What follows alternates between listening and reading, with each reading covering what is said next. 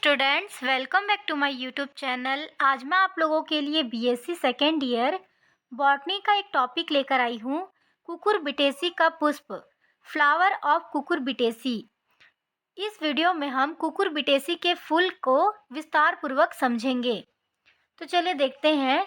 पुष्प सहपत्री या असहपत्री, सवृंत, अपूर्ण, डाइक्लेमाइडियस, एक लिंगी, एक लिंगाशयी या द्विलिंगाशयी, अपवाद स्वरूप द्विलिंगी मतलब बाइसेक्सुअल होता है। जैसे साइजोपेपोन में त्रिज्या सममित या पुंकेसरों के विशिष्ट लक्षण के कारण विषम सममित भी होते हैं। पुष्प जयांगोपरीक तथा पंचतैक होते हैं। किसके पुष्प? कुकुरबिटेसी के पुष्प। ठीक है। यहाँ अब हम फर्स्ट नंबर पे नर पुष्प, मेल फ्लावर देखेंगे। बाह्य दलपुंज मतलब कैलेक्स, बाह्य दलों की संख्या 5। जो कुकुरबिटेसी का जो फ्लावर होता है उसके जो सबसे बाहर वाला हिस्सा होता है, जो सबसे बाहर वाला दल होता है, उसकी संख्या 5 होती है। संयुक्त बाह्य दलीय, कोर छादी, कोर स्पर्शी या क्वीन कुंसियल बाह्य दल विन्यास। अब देखेंगे दलपुंज, कोरोला, दलों की संख्या 5। संयुक्त दलीय मतलब उसके जो दल, बाह्य दल के ऊपर वाला दल की संख्या 5 होती है। संयुक्त दलीय फेविलिया में पृथक दलीय होता है। एकांतर कोर छादी या कोर स्पर्शी दल विन्यास। अब देखेंगे पुमंग, पुंकेसरों की संख्या 1 से 5। इस कुल के सदस्य अपने पुमंग के लक्षण में अत्यधिक विभिन्नता प्रदर्शित करते हैं। पुमंग नरजनन अंग है। ठीक है। महत्वपूर्ण उदाहरणों का वर्णन दिया जा रहा है। फर्स्ट नंबर पे है थलादा इंथा में 5 पुंकेसर होते हैं।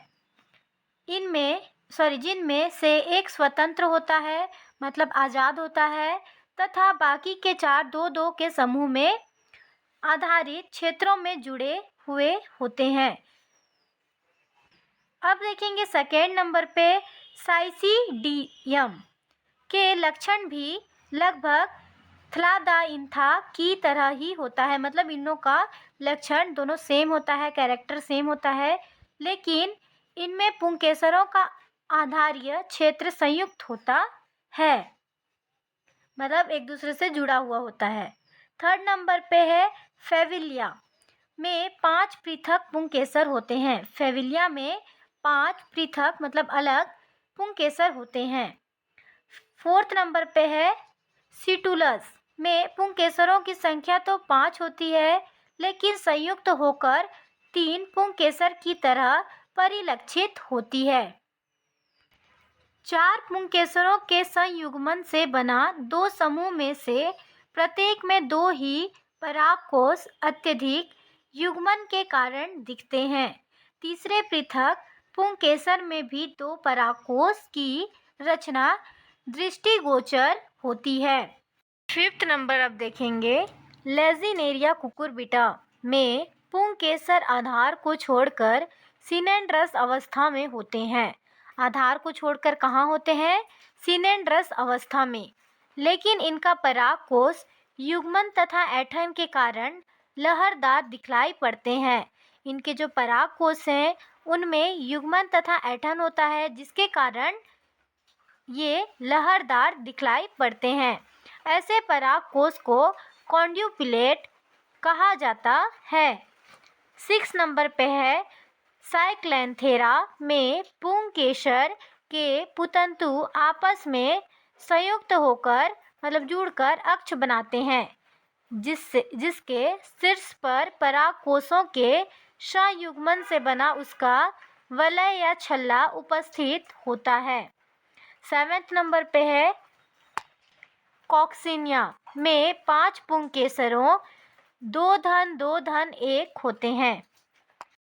अगला देखेंगे जायांग, अनुपस्थित या अविकसित या अल्प विकसित बंध्य पुंकेसर अर्थात पिस्टिलोट के रूप में हो सकता है। मतलब इनके जो जायांग होते हैं या तो होते ही नहीं है, अनुपस्थित का मतलब होता है होना ही नहीं, अविकसित मतलब अगर है भी तो वो विकसित नहीं हुआ है, अल्प विकसित मतलब थोड़ा सा बस विकसित। ठीक है, बंध्य पुंकेसर अर्थात पिस्टिलोट के रूप में हो सकता है। सेकेंड नंबर पे है मादा पुष्प, फीमेल फ्लावर। इससे पहले हम लोग मेल फ्लावर के बारे में पढ़े थे, अब हम फीमेल फ्लावर के बारे में पढ़ेंगे। बाह्य दलपुंज कैलेक्स नर पुष्प की लक्षण वाला ही होता है। जो नर, हम लोग इससे पहले जो नर पुष्प के बाह्य दलपुंज पढ़े हैं, सेम वही यहाँ भी होगा। पुमंग अनुपस्थित या अविकसित या अल्प विकसित बंध्य पुंकेसर अर्थात स्टेमिनोड के रूप में हो सकते हैं। मतलब जो इनके पुमंग होते हैं वो या तो होते ही नहीं है, या तो होते भी हैं तो अविकसित होते हैं, विकसित नहीं हो पाते हैं। अल्प विकसित मतलब थोड़े से विकसित होते हैं।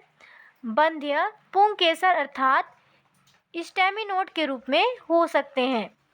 जायांग देखेंगे, अंडकों की संख्या 1 से 5, यहाँ लेकिन होगा, ठीक है, न छूट गया है, प्रायः त्रिअंडपी संयुक्तांडपी होते हैं। अधोवर्ती अंडाशय प्रायः एक कोष्ठीय, कुछ पौधों में अंडाशय अपवाद स्वरूप त्रिकोष्ठीय, भित्ति लग्न या परिधीय जरायु विन्यास पाया जाता है।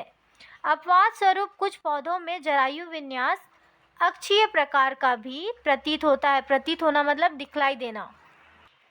इस कुल के स्लाइकेंथेरा पेडाटा में जायांग द्विकोष्ठीय होता है। बहु अंडपी या बहुकोष्ठीय होने की स्थिति में प्रायः एक ही जरायु या एक ही जरायु समूह बच जाते हैं, शेष सभी समाप्त हो जाते हैं, मतलब खत्म हो जाते हैं। क्योंकि बहुअंडपी होने के बाद, बहुअंडप का मतलब होता है एक अंडप से अधिक, एक से अधिक अंडप को बहुअंडप कहते हैं। बाद भी इस कुल में एकांडपी ही प्रतीत होता है। ऐसे जायांग को मोनोमेरस जायांग कहा जाता है। हमारा टॉपिक यहीं ख़त्म हुआ। अगर आपको हमारे चैनल से हेल्प मिलती हो तो प्लीज़ हमारे चैनल को सब्सक्राइब करें और कमेंट कर बताएं कि नेक्स्ट वीडियो आपको किस टॉपिक पे चाहिए। Thank you.